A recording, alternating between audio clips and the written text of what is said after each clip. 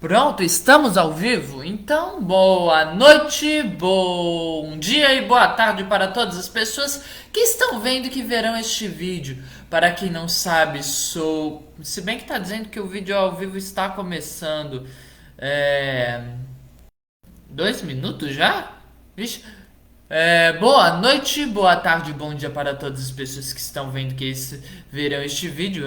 Se tiver repetido, bom, o Facebook reiniciou a contagem que estava em 2 minutos e considerando que não passou nem de 8 horas, então não podia estar falando há 2 minutos, né? Enfim, para quem não sabe, sou Nico, sou o Grilo Falante, se preferir Nicolas, né? Como todas as quintas-feiras, estamos aqui 8 horas da noite, né? Mas não pelo Instagram, porque enfim, no meu celular desapareceu, então das Leben, né? Isso é a vida, fazer o quê? E é, mas continuaremos aqui, né?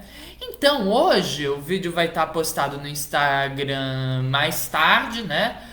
E daqui 15 minutos depois de terminar já estará no YouTube, no meu canal do YouTube Papo com Grilo, para quem não sabe. Falando nisso, agradeço quem for tanto no meu canal, quanto no meu Instagram, quanto no meu Facebook, para curtir o vídeo, compartilhar e dar visualizações. Bom, isso aqui é uma live feita no Facebook, né? Então, sendo assim, eu vou esperar por mais uns 4 minutos para as pessoas chegarem. Enquanto isso, vou lembrar-lhes do tema do vídeo passado, né? Que foi. Pera aí, o que foi o vídeo passado? Foi sobre a capoeira, mas foi o segundo. Ah, sim, sim. Nos dois últimos vídeos a gente começou a falar sobre a capoeira do século XIX. Que no caso, sim, começamos mostrei para vocês a construção da imagem do capoeirista, né? Uma construção que começa lá no século XVIII, segunda metade do século XVIII, e realmente se desenvolve especialmente no Rio de Janeiro no século XIX, a partir da chegada de Dom João VI no Brasil, né? Uma imagem que, como eu tentei demonstrar para vocês, não pode ser realmente entendida como a pura realidade, né? Porque é uma realidade muito mais moldada por conta da repressão policial,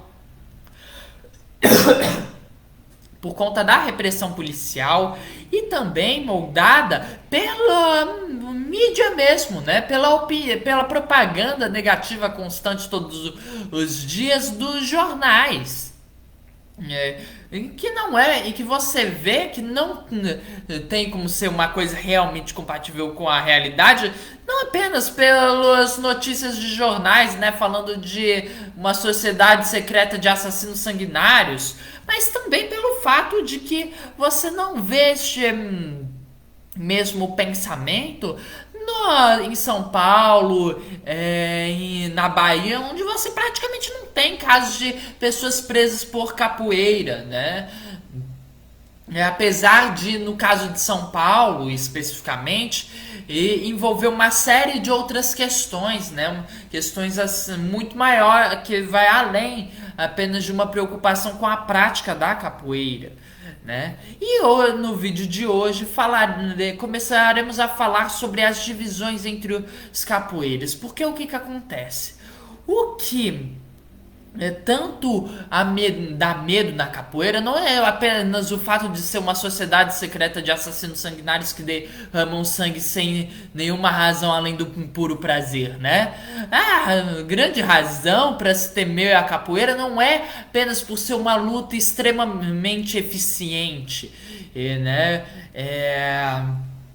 Porque, enfim, para quem não sabe, capoeira é uma luta com um grau de eficiência muito grande, né? Tem aí um experimento que pega várias lutas diferentes, né? E compara os chutes, e o chute mais forte que existe, segundo esse experimento, era um chute da capoeira, né? O martelo de chão, né?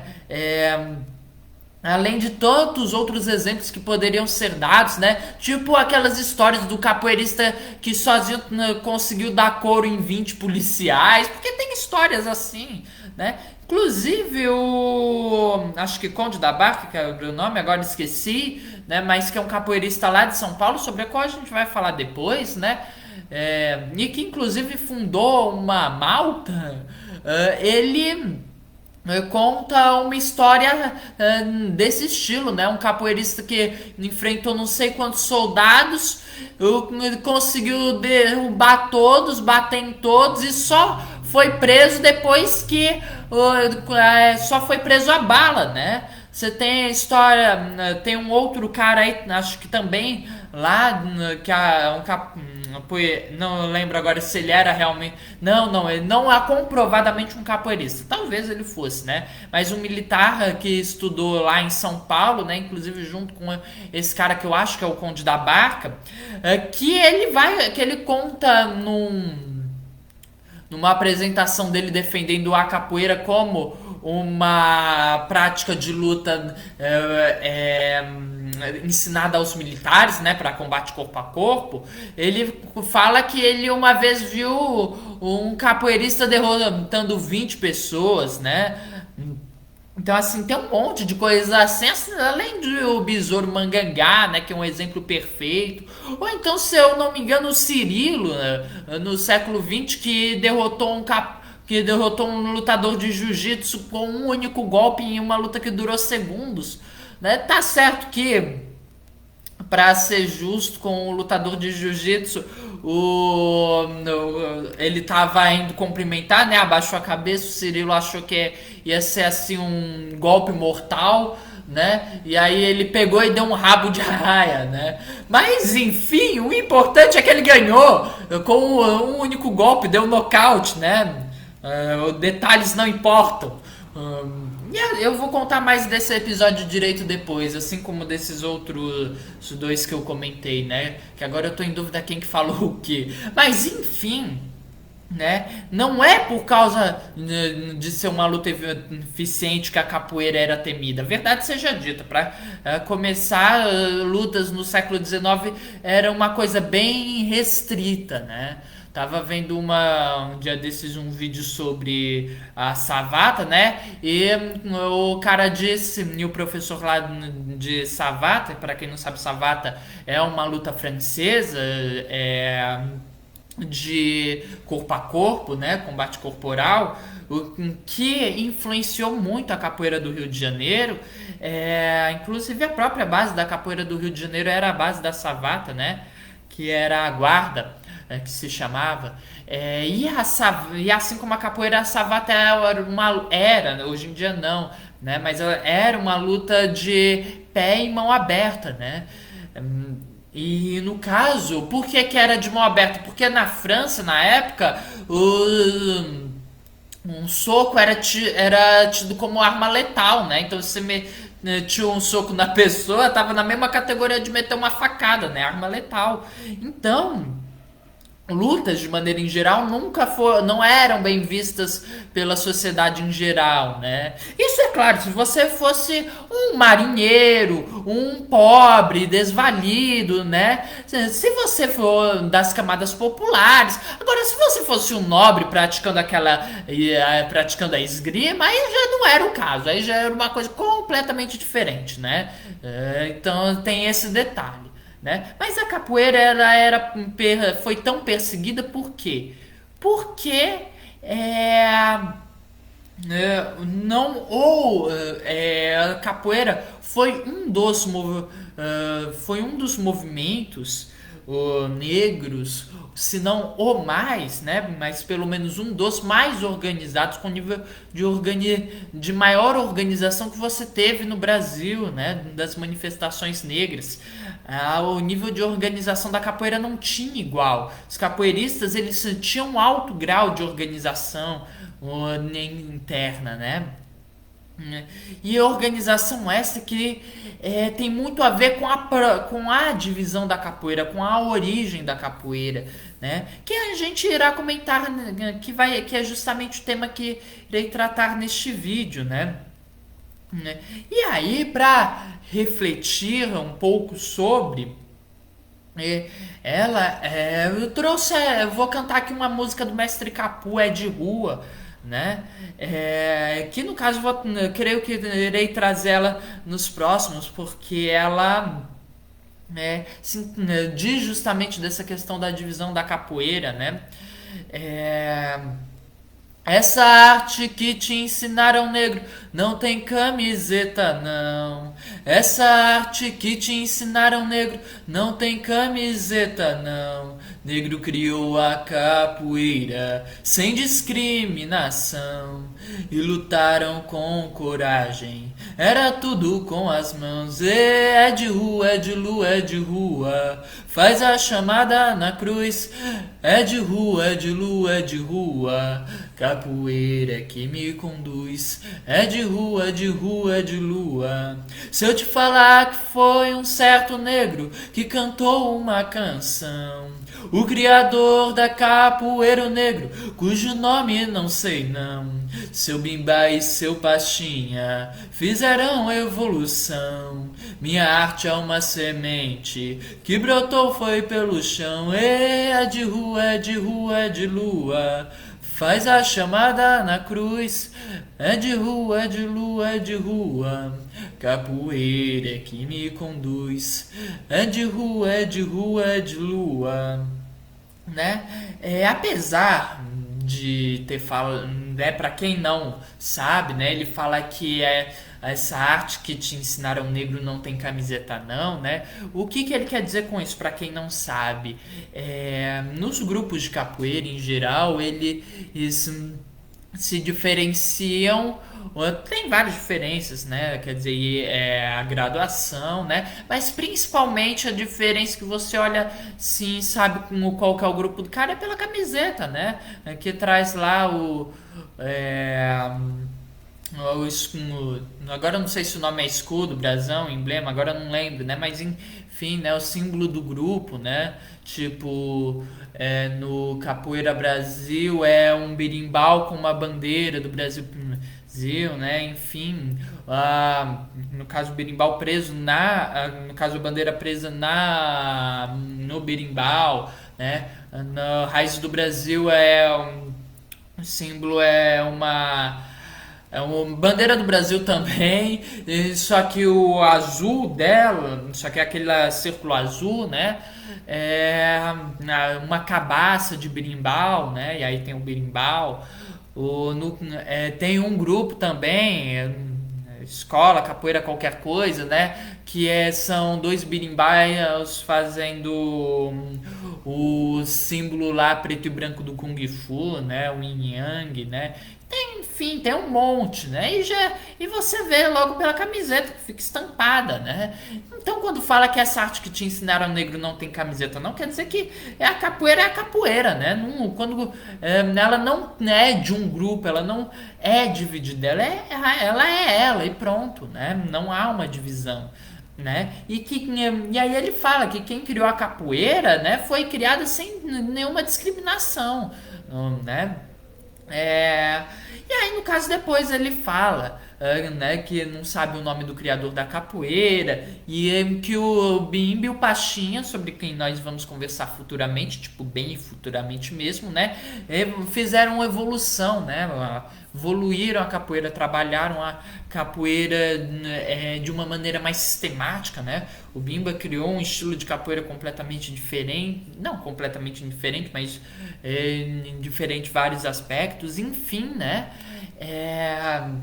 E no caso, o coro diz é de rua, é de rua, é de lua, né? Por quê? Porque a capoeira ela é uma arte de rua, é uma arte das camadas pobres, né? Originária daí, ela é da rua. E é uma arte praticada, marginalizada. Então, sendo assim, era muito praticada durante a noite. Quando tá a lua cheia, quando tá a lua, né? Não necessariamente lua cheia, mas quando tá a lua, né? Enfim. Não que não fosse praticada de manhã, também era praticada muito de manhã, né? Mas de rua é que você vê, você tem uma maior liberdade para a prática da capoeira, né? Assim como de qualquer outra prática marginalizada, né? Então, só que tem um pequeno detalhe. A capoeira não foi criada sem discriminação, né? Ela muito provavelmente foi criada com discriminação, sim, né? Por quê? O que acontece? Aí a gente tem que lembrar lá de quando a gente estava falando dos povos africanos e das viagens dos navios negreiros, né? Coisa e tal, né? Por quê? Porque se vocês se lembram, é, né, não foi trazido um único povo, dois povos, três povos diferentes para o Brasil. Não foram trazidos africanos, foram trazidos bantos, cabindas, iorubás, haussás, quem mais? Mandinga, fon, né? Foi trazido assim um monte de gente diferente, né? Vários povos diferentes, né? Que por várias razões diferentes, né? E aí os povos eram inimigos entre si, eram aliados entre si, uns se matavam, outros ajudavam outros a se matarem, a se escravizarem, coisa e tal, né? Nada diferentemente do que você tinha na Europa, para falar a verdade, né? Porque os europeus também tudo ficavam lá se matando, né? Por um pedaço de metal, né? Então, enfim, não era lá muito diferente, né? Quer dizer, você tem lá a Guerra dos 100 Anos, você tem Guerra das Duas Rosas, as guerras napoleônicas, Guerra das Laranjas, você tem um monte, né? Então você vê que não é muito diferente dos europeus, ao contrário do imaginário popular, é a mesma coisa. Então esses povos, né, uns eram inimigos, outros eram aliados, enfim. O que acontece? Você tinha lá, por exemplo, você tem o povo A e o povo B e o povo C, né? Aí você pegou e botou todo mundo lá no navio negreiro, né? O povo A e o povo B, eles são inimigos, né? Inimigos declarados, se odeiam, né? Inclusive o cara do povo A foi vendido pelo povo B e o cara do povo B foi vendido pelo povo A, né? E aí são dois inimigos. Só que tem um detalhe, eles estão dentro do navio negreiro, né? Eles são malungos de navio negreiro. Então, o meio que colocando as coisas em perspectiva, de certa forma, essas rivalidades internas meio que vão perdendo sentido, né? Mais do que isso. O povo o povo A, tá lá o povo A, o povo B e o povo C. O povo C vem de um canto completamente diferente, né? O povo A e o povo B são esse cara do povo A e esse cara do povo B foram vendidos lá no mercado de Cassange, então pronto, são Cassange, né? São lá, nação Cassange. Enquanto que o povo C, sei lá, Jeje, né? Vendido lá no reino de Dahomey, então são de cantos diferentes. E o que acontece? Quando você fala de lugares próximos, né? Você fala de culturas próximas. E, consequentemente, você fala de línguas próximas, línguas que se assemelham. Então, para vocês entenderem, né, a língua do povo A e a língua do povo B tem a mesma origem, né? Então, de certa forma, para comparar, né, o que isso, para vocês entenderem o que isso significa, é como o português e o francês, né? São parecidos. Se você tá certo, se você pega, que não é, você não vai pegar um brasileiro e colocar para falar com o francês e esperar que todo mundo se entenda perfeitamente, né? Mas é muito mais fácil do que você pegar um brasileiro e colocar para falar com um russo, né? Você não vai entender, né? Você não vai conseguir haver um entendimento se o russo só ficar falando russo e o brasileiro só ficar falando português, e tem mais que isso, né? Muitas vezes acontece das pessoas falarem mais de uma língua diferente, né? Então, ou, né, ter uma língua geral, por exemplo, e eu conseguir se comunicar, né, entre si. E se eles não podem se comunicar com o povo C, só podem se comunicar entre eles, mesmo sendo inimigos, eles vão acabar lá se relacionando de uma maneira muito mais próxima do que vão se relacionar com o povo C. E tem mais um detalhe, né? Porque não é só isso. Tá lá povo A, povo B e povo C, mas também tem o D, o E, o F, o G, o H, né? Enfim. E todos esses aí, alguns são inimigos de alguns são aliados de outros. Mas o povo A e o povo B são só inimigos entre eles mesmos, não, e são amigos do D, do E, do F, do G, do H, né? Não tem problema nenhum com eles, né? Então, o povo A vai estar se relacionando com as. Então, esse cara do povo A vai estar se relacionando com as mesmas pessoas que o cara do povo B. Né? Eles podem se odiar, podem ficar toda hora se batendo, trocando ofensas, enfim. Né? Acusando falsamente um e o outro, né? Tentando eventualmente se matar, mas estão se relacionando com as mesmas pessoas. Né? Então, acaba gerando essa proximidade. Então, quando chega no Brasil, essa proximidade vai apenas cada vez se desenvolvendo. Então, você acaba que você vai apagando, de certa maneira, os limites, as diferenças étnicas. Você vai ficar principalmente com as nações. Né? Então, você vai ter.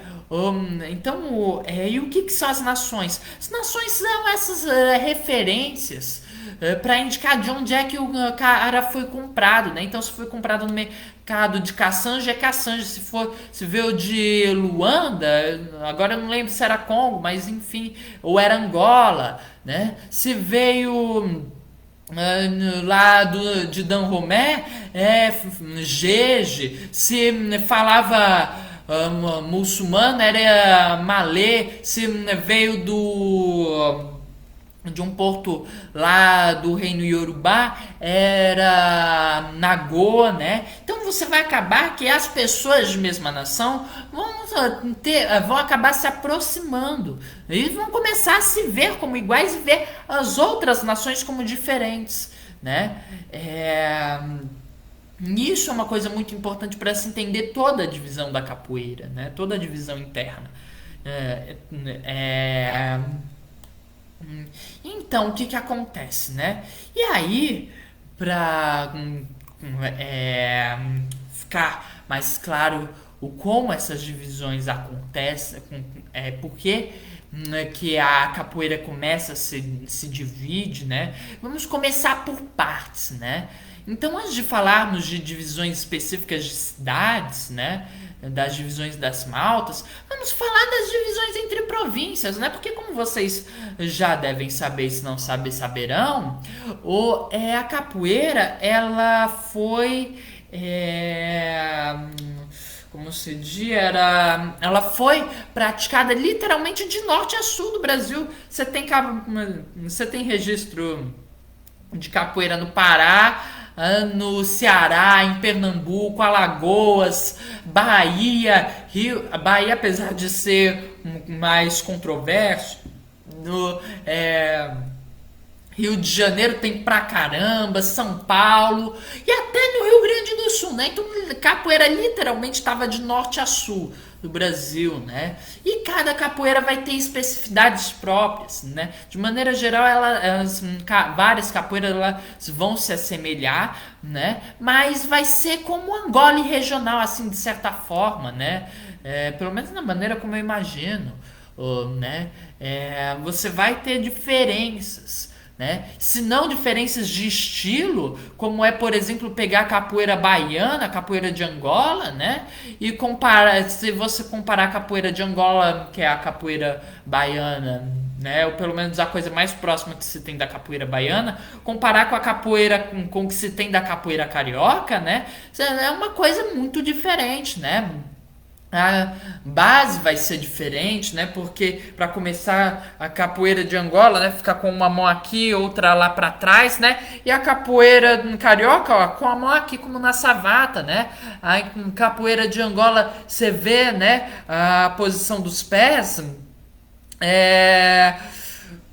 Deixa eu desenhar aqui, porque aí tá ficando difícil de explicar, né? Mas ó, você tem isso aqui, ó, e na ponta do pé, né?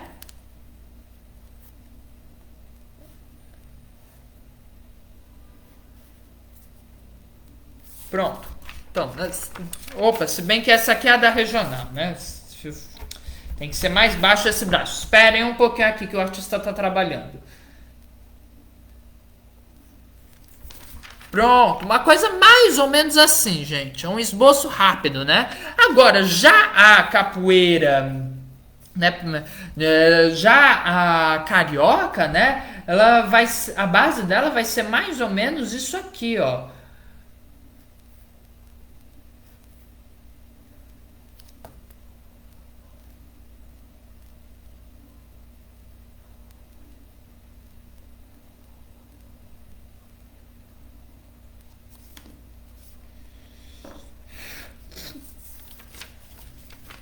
Base dela vai ser mais ou menos isso aqui, né? E uma diferença que eu não consegui demonstrar muito bem com o meu esboço, né? É que enquanto que a base da Angola, a ginga, né? Ela fica na ponta do pé, né? O pé de atrás sempre tá na ponta do pé. A da a capoeira carioca, não. A capoeira carioca, o pé tá de lado, né? Você tem a perna e aí o pé fica assim de lado e encostado todo no chão, né? Então tem diferenças estilísticas, né? Isso, no caso, é uma clara influência da savata francesa, né? A guarda carioca é uma clara influência. Tem uma clara influência da savata francesa, diferentemente, né? E aí isso seria uma causa possível da diferença, né?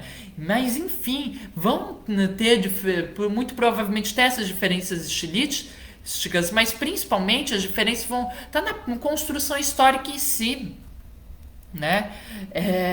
E aí, sendo assim, vamos mostrar um caso de como essas diferenças poderiam ser fortes. Isso, no caso, era mais forte na primeira metade do século XIX, né? Eu vou explicar o porquê mais pra frente, né? Mas mostrando um caso lá de São Paulo, né? Da cidade de São Paulo, o no dia 27 de fevereiro de 1831, o padre Antônio Joaquim de Macedo, né, tava lá na sua chácara Bom Sucesso, lá na freguesia do Brás. E aí, de repente, ela foi cercada por uns 50 ou 60 africanos. Africanos de São Paulo, né? Ou seja, que foram trazidos da África para São Paulo, né? Não vieram, não foram trazidos para um outro estado e aí viveram nesse outro estado e acabaram sendo trazidos para São Paulo. Não, eles eram lá de São Paulo, né? E eram todos capoeiras, né? E aí tava lá armado com pau, com faca, coisa e tal, né? E aí uns 10 ou 12 deles foram bater no portão e desafiaram os escravos do padre Joaquim de Macedo. E de repente começaram a assobiar, né? Aí uns 22 mais antigos e uns 30 mais novos dos capoeiras que cercaram a chácara. Pera, isso aqui ficou confuso. Olha, eu não lembro o que era pra ser isso, essa anotação não, mas enfim. Aí os capoeiras que cercaram a chácara, né? Tinha uns 2 ou 3 líderes que eram os que usavam barretes vermelhos. E aí o padre perguntou pros escravos dele, né? Por que que, de repente, a chácara foi cercada por um monte de capoeira? E aí os capoeiras, que eram... Aí os escravos dele falaram que aqueles capoeiras de São Paulo tinham ido lá para mostrar a pimponesa dele para os capoeiras cariocas, que eram os escravos do padre, né? Os escravos do padre eram cariocas, né? Tinham vindo lá do Rio de Janeiro. E o que seria pimponesa, né? Para quem não sabe, pimponesa, né? Perguntei para minha amiga Marisa Deia, né? quando eu li isso aqui, né? E ela me contou que pimponesa vem de pimpão, que é o mesmo que fanfarrão, vaidoso, né? Elegante, uma pessoa alegre, viva, esperta, né? Então o padre registrou o seguinte: "Ele desconhecido o motivo desta rivalidade, mas os meus ladinos me informaram que não é outro mas que o de um serem do Rio e outros de São Paulo, ao mesmo tempo que todos eles são africanos." Ou seja, gente, é o que eu vivo reclamando da maneira como as coisas são demonstradas para as pessoas aqui no Brasil, né? Não eram todos africanos, eram Jeje, eram Yorubás, eram Fons, eram Bantos, eram uma porrada de coisa, né? Porque se fosse europeu, não ia estar falando que eram ao mesmo tempo todos africanos, né? Você pode ter certeza que quando estava acontecendo a Guerra dos 100 Anos, ninguém estava falando, eu não sei por que eles estão guerreando. Afinal de contas, são todos europeus, né? Só porque alguns são franceses, outros são ingleses, alguns estão na França, mas alguns estão no território que a França acha que é dela, mas eles se consideram ingleses, né? Só por causa disso estão se matando? Não tem sentido, são todos europeus, né, gente? Então, assim, esse tipo de coisa ninguém fala. Ninguém fala, por exemplo, não sei por que eles estão se matando. São todos ingleses, afinal de contas, só porque um é de uma família que usa um emblema de rosa branca e o outro de uma família que usa emblema de rosa vermelha, estão se matando por quê? Não tem sentido, são todos ingleses, né? E aí você pega, né? Ou então, por exemplo, são todos ibéricos, né? Por que os portugueses e os espanhóis estão se matando? São todos da Península Ibérica, né? Ninguém questiona eles, mas agora os africanos todo mundo questiona, né? Por quê? Porque tem essa perspectiva de que é tudo a mesma coisa quando não é, né? E o que acontece? Agora, por quê? Não, uma coisa que deve ser reparada, né? Um serem do Rio e outro serem de São Paulo. Não mencionou nenhuma etnia, nenhuma nação, né? Então, no caso, o que acontece aqui para haver uma rivalidade específica dos cariocas com os paulistas, né? Bom, há várias teorias, né? Uma delas é de que isso é reflexo da rivalidade São Paulo-Rio, na rivalidade no sentido política, que acabou que que os escravos teriam pegado para si, né? O senhor de escravos paulista, os escravos do senhor de escravos paulista vê que ele não gosta do Rio, então eles decidem ser inimigos do povo do Rio, né? Tem gente que acredita que é por isso, mas se você perguntar, para mim não, para mim é uma questão de domínio territorial, né? Porque o que acontece? E a coisa essencial, essa é a chave para se entender.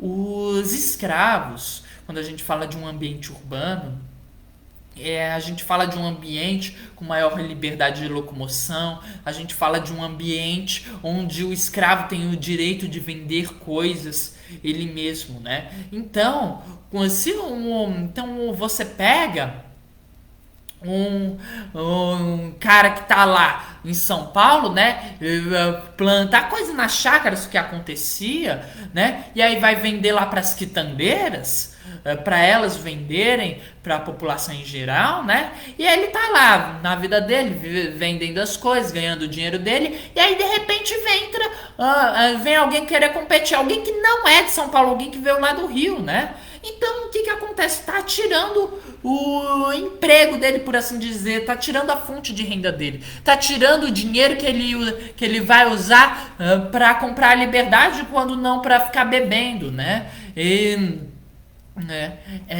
Então, essa competição tem muito a ver, na minha opinião, essa questão de domínio tem muito a ver, na minha opinião, com isso, né? Com essa coisa de prioridade, além da prioridade por chafariz, que é uma coisa que eu vou falar em outro vídeo, né? Não vou falar nesse não, senão fica muito longo, vou falar em outro vídeo, porque é uma coisa essencial para se entender as maltas do Rio de Janeiro, né? Então, eu acredito que seja muito mais por causa disso. É uma coisa muito mais provável e com muito mais sentido, na minha opinião, né?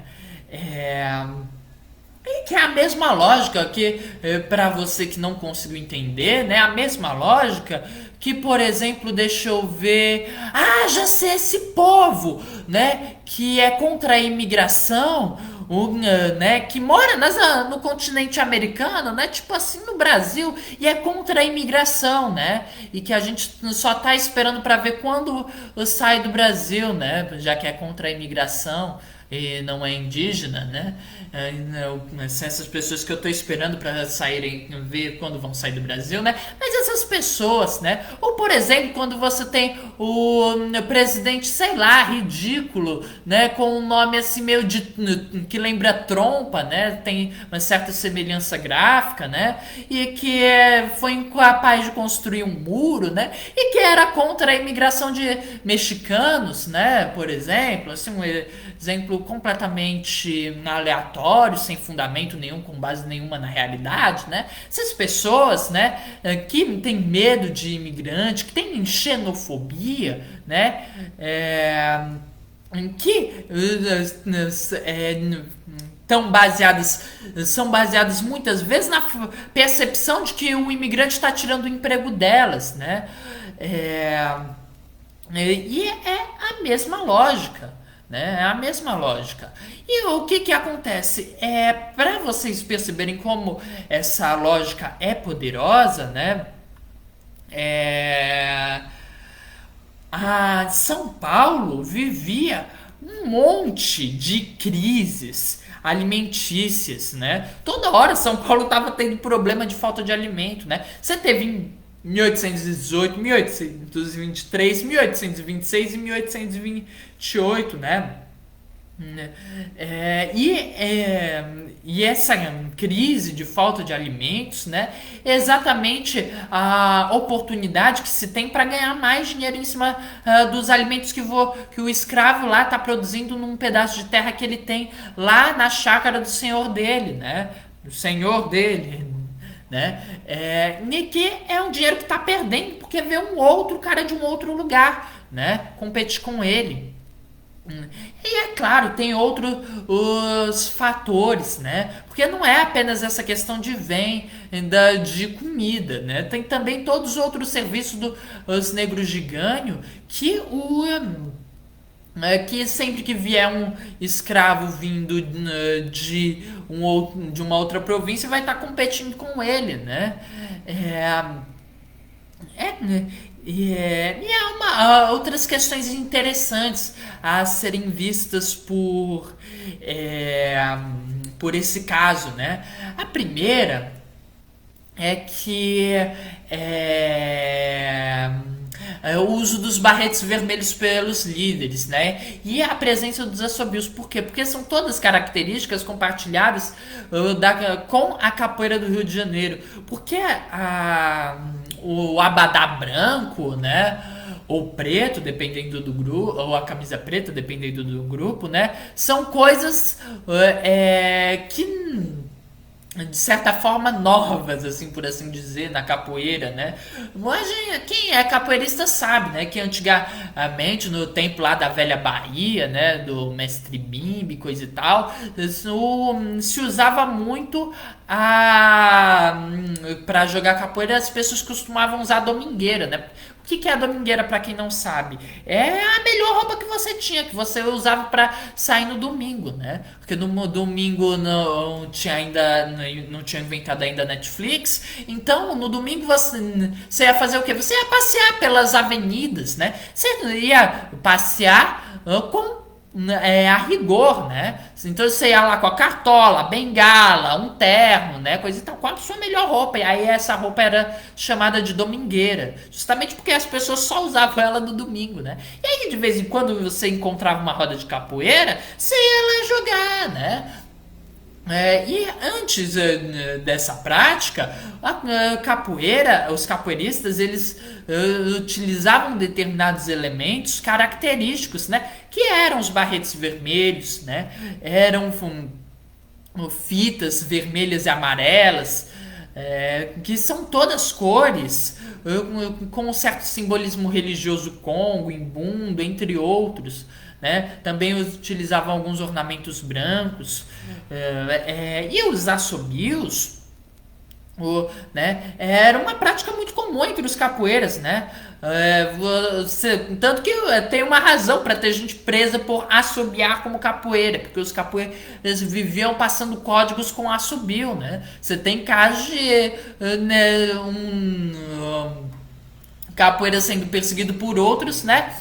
E os capoeiras que estão perseguindo estão assobiando, e o capoeira que está sendo perseguido também está assobiando, e aí eles vão correndo e chega num determinado ponto, num determinada cidade, que os capoeiristas que estão perseguindo simplesmente param, né? Justamente em divisão de território entre maltas.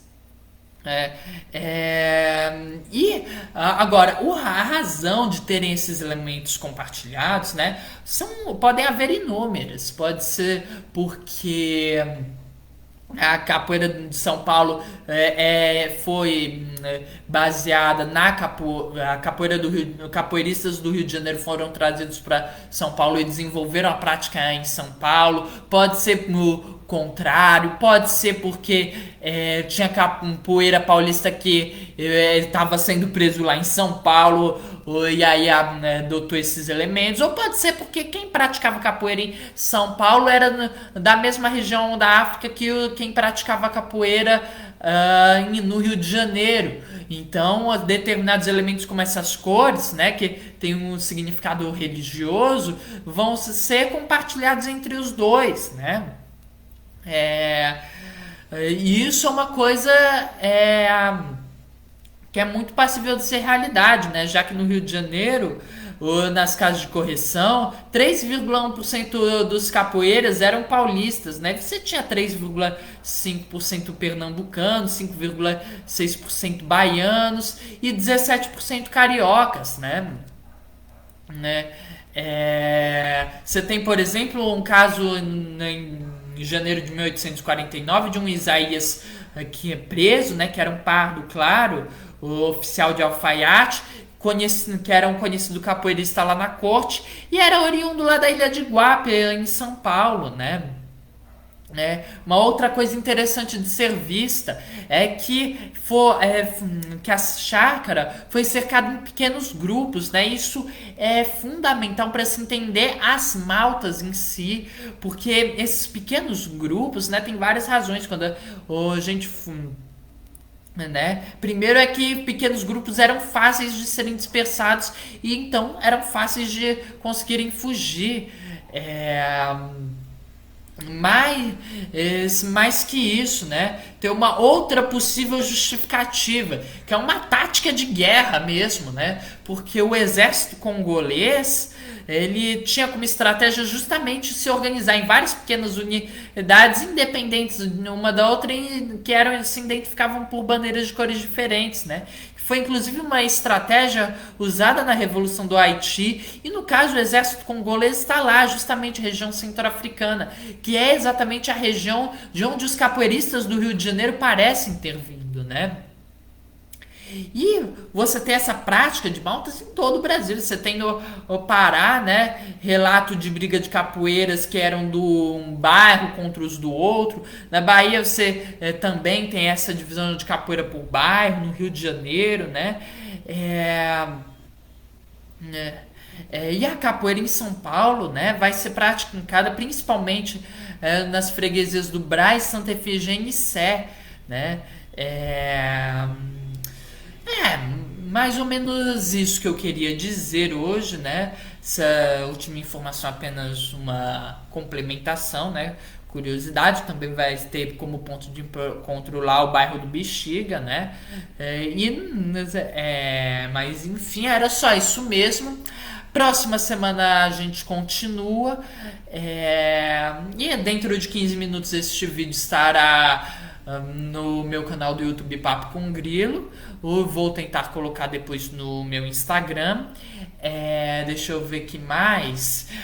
Também é claro, né? Agradeço quem curtir, compartilhar e quem for dar lá visualização no meu canal, né? Então é só isso mesmo. Por hoje é só, pessoal, e até a próxima semana.